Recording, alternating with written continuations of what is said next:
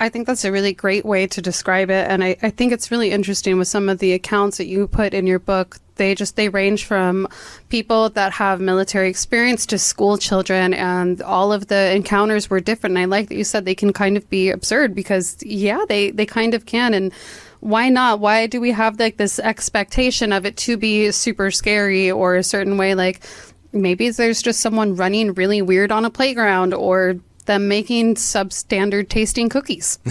You mentioned that you were worried about being frightened. I appreciate your candor on that.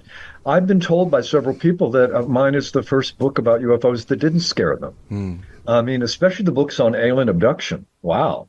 They are written in a way that emphasizes the fear, and it's never really clear whether, to what extent the fear is related to, would it be the same fear that somebody would have if they were undergoing a therapeutic, let's say, psychedelic experience? A therapeutic or spiritually based, inner-directed psychedelic experience. They might come up against certain psychological material that sort of emerges on a psychedelic trip. But it's not welcome. You have difficult experiences on a psychedelic trip, or for that matter, on a spiritual journey of many different kinds. So is it difficult because it's intrinsically difficult material, or is it sometimes difficult because it's asking us to open to something new? And it touches on the extent to which all of us have, boundaries we want to have respected. This is clearly a phenomenon that is entering into our life space. And I say that without any certainty.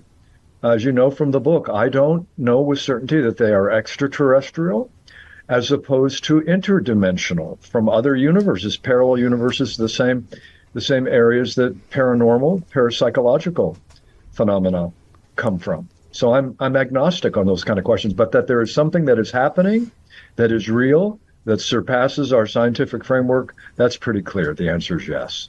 I think it's good to also be very open to that and not polarized to any one belief, regardless if that is, yes, I believe in UFOs and they are real, or if it is paranormal, or if it's psychological, or if it's consciousness. All these different areas, I think, are important for us to open up to, because they all have different levels of information that can provide information and insight.